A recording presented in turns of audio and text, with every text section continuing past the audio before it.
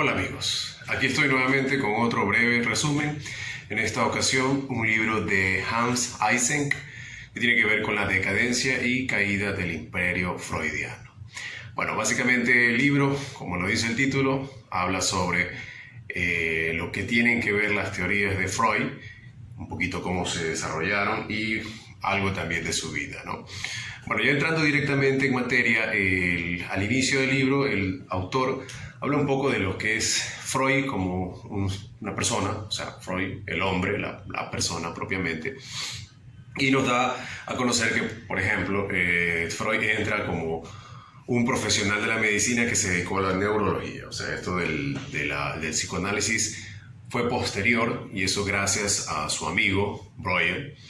Él lo introduce en los temas del psicoanálisis. Bueno, como parte del ejercicio que estaba haciendo Breuer, Freud se interesa por esto. Entonces, pero al final terminan teniendo una distancia, una discrepancia, y desarrolla un odio Freud por quien lo introduce en el mundo del psicoanálisis. A Freud los discípulos lo veneran casi como un dios, es un héroe para ellos, algo así como un mesías del psicoanálisis, y parte de las características de Freud como un ser humano, como una persona, era que no aceptaba la crítica, no le gustaba que le contradigan sus teorías. Básicamente lo que él decía tendría que ser aceptado como es, no quería que le contradiga nada, y tampoco aceptaba, ¿no?, que muchas de sus teorías o muchos de sus conceptos estaban basados en descubrimientos anteriores. No le daba ese crédito a sus antecesores o a los textos, descubrimientos propiamente que le dieron el punto de arranque para sus teorías, ¿no? Pasó de ser básicamente un destacado profesional a un escritor escrupuloso, dice propiamente el autor.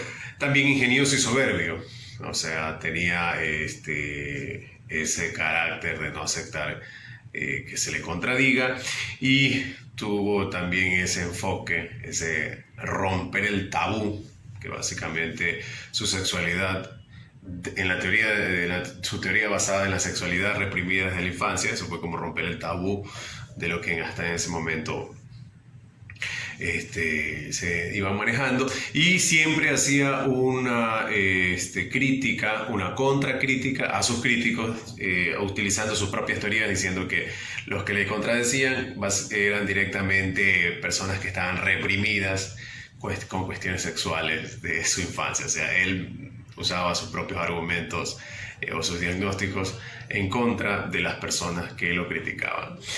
Otra característica, y bastante puntual, bastante podríamos decir que pintoresca o bastante llamativa, es que era adicto a la cocaína. Bueno, si se puede llamar de llamativo, ¿no?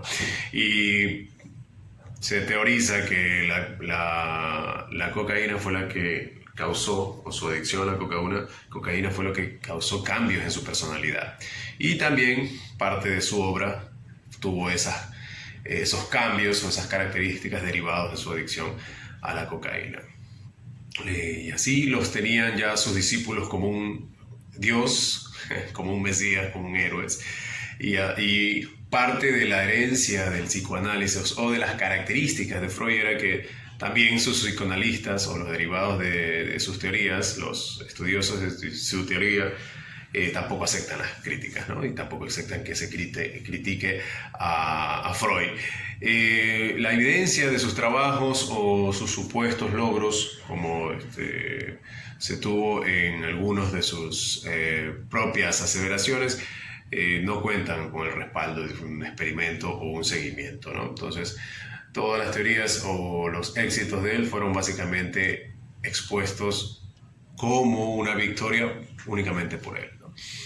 Ahora, ya viendo el psicoanálisis como método de tratamiento, ya para Freud, para este momento, ya en la cúspide de su teoría, el psicoanálisis curaba totalmente los desórdenes mentales. Ese era el marketing que hacía, ¿no?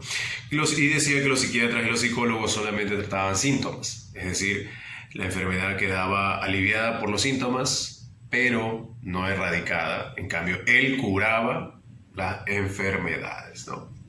Y basado en interpretación de sueños, él hacía su llegada o su entrada a la parte interior de las personas, ¿no? Ese interpretar los sueños fue directamente su piedra angular para su teoría.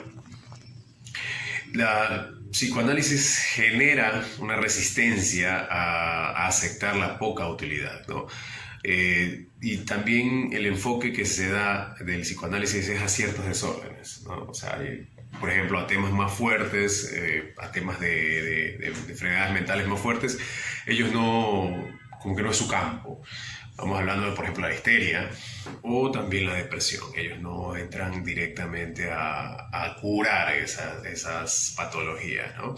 Como que se adaptan más a temas que pueden manejar. Y la acusación en contra de las otras terapias era que en algún momento esas terapias que se dieran, psicológicas, psiquiátricas, traerían nuevamente los problemas, porque solamente apuntaban a mejorar los síntomas, ¿no?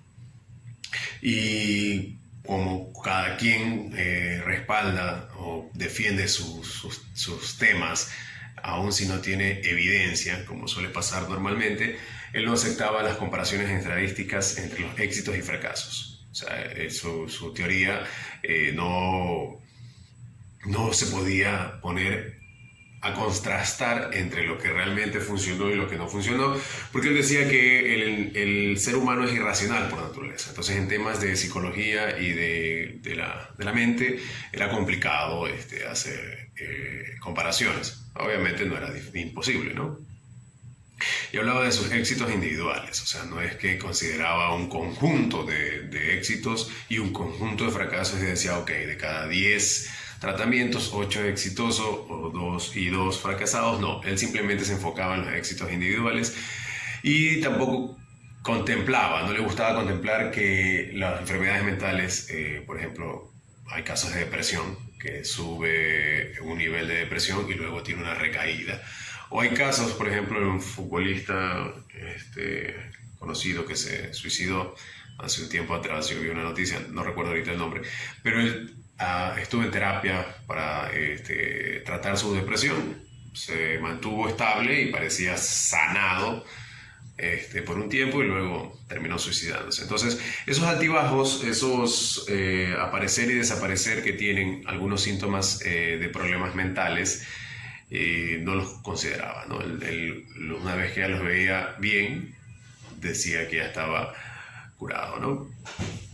Todo esto basado en su criterio, en su razonabilidad objetiva.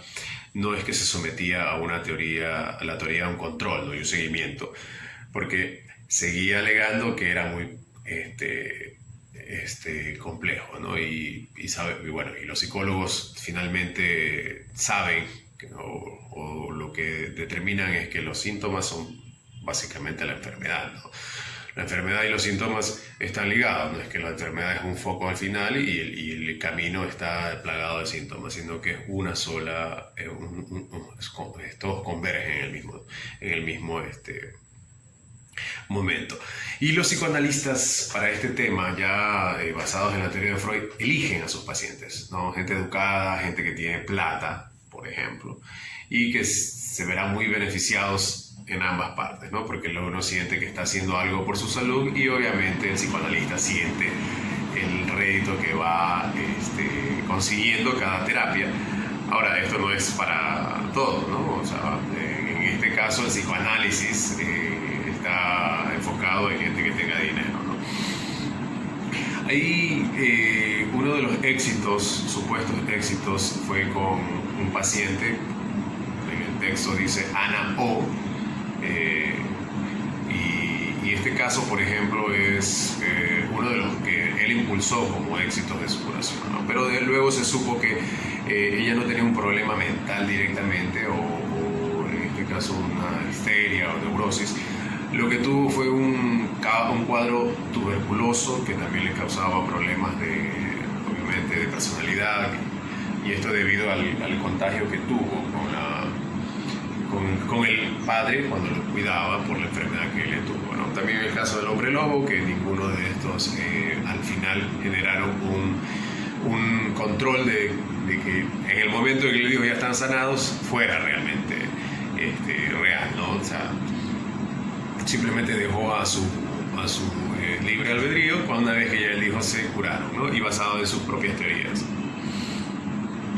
Ayudan supuestamente a vivir mejor al paciente con este tipo de terapias, pero al final terminan empeorando la situación, o sea, hacen creer que han ayudado al paciente, y cuando el paciente, que eso es lo peor del caso, el psicoanalista dice que cuando el paciente no mejora es problema del paciente, no aceptan que la teoría o el método que están utilizando no es efectivo, ¿no? Hay incluso algunos pacientes que mejoran por los psicoanalistas, pero no es por la teoría en sí o el método que están utilizando, sino porque la simpatía o la amabilidad del psicoanalista ayuda a que la persona mejore un poco en su estado mental y emocional, ¿no? Entonces, una prueba fehaciente de que la teoría funciona no está dada en un experimento controlado, ¿no? Ya, hasta los años 50 todavía se consideraba el psicoanálisis como una especie de método de curación, ¿no? Pero ya luego se comenzaron a plantear dudas, tomaron a la psicoterapia ya como una payasada, como algo que se puede permitir para los pacientes no enfermos, o sea, los que quieren ser psicoanalizados, tienen dinero para pagarlo, pero no requieren realmente una curación, porque puede ser un síntoma transitorio o algo que no tiene mayormente una fuerza en su mente que le cause un desorden, ¿no? De ahí, teorías o métodos que sí han funcionado y que son, podríamos decir, alternativas a la psicoanálisis, es por ejemplo la teoría conductivista, que tiene que ver con los perros de Pavlov, que es una de las formas como identificar esta teoría conductivista, ¿no? Que es crear condiciones, luego olvidarlas y borrarlas. Entonces, como algunos recordarán el experimento, y lo pueden buscar también en la web, es bastante conocido. En los perros de Pavlov pueden verlo, fue una forma de crear una condición para que los reaccionaran de una forma en específico. Entonces, las fobias se pueden extinguir, por ejemplo, por medio de estas terapias conductivistas, haciendo que en meses o en años incluso efectivamente se puedan quitar las fobias, ¿no? Hay diferentes formas de llevar estas terapias, asociar el problema con algo frecuente y de muy pocas cantidades. Por ejemplo, si al niño no le gusta ensuciarse las manos, comenzar primero a hacerle tocar tierra o mugre, y que él se espere unos minutos y de luego se vaya a lavar, y así ir aumentando el tiempo hasta que el niño se dé cuenta que la mugre obviamente no es algo bueno, pero no es algo que le afecta mayormente, ¿no? Ahora, ya pasando al desarrollo de la teoría con respecto a los niños, no existe evidencia entre lo que él llamaba el síndrome de Edipo y las preferencias sexuales de la niñez, ¿no? O sea, que esta relación de lo que él fomentaba o impulsaba de lo que es Edipo con preferencias sexuales reprimidas, no se veían, no hay evidencia de que se reflejen en un ser humano adulto con problemas mentales derivados de aquello, ¿no? Y esa crítica, obviamente, si ellos aceptaran esto, la teoría de Freud se viene abajo, como ya a estas alturas de la vida ya no es creíble, ¿no? Ya no es una cuestión que sea útil tampoco, ¿no? No se puede vivir siempre de interpretaciones subjetivas, ¿no? O sea, pensar que algo fue causado directamente por una represión sexual y luego eso derive en una neurosis, por ejemplo, ¿no? Esa falta de razonabilidad es lo que le criticaba a Freud y es parte de lo que no aceptaba, ¿no? Ahora, todo esto basado en la interpretación de los sueños también, eso es una de las el caballo de batalla de Freud. Para él era su mayor obra, la interpretación de los sueños, y él asociaba los sueños con cosas que venían desde la infancia, ¿no? Eran unas manifestaciones de cuestiones de frustraciones, pero que todo enfocado en lo que tenía que ver la niñez. Ya, esa era su interpretación, y esa era la forma en cómo él vendía, ¿no? Su piedra angular, vuelvo a repetir, de la teoría, ¿no?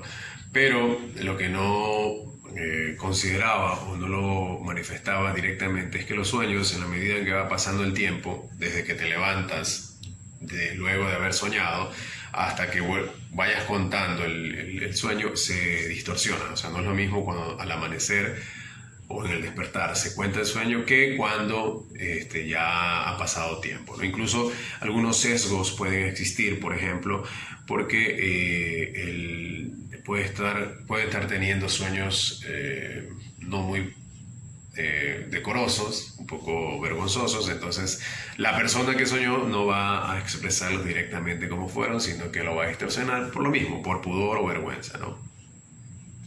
Ya, y esto de aquí causado por el pudor o algún tipo de distorsión que le haga a lo que el sueño real como había pasado en su mente.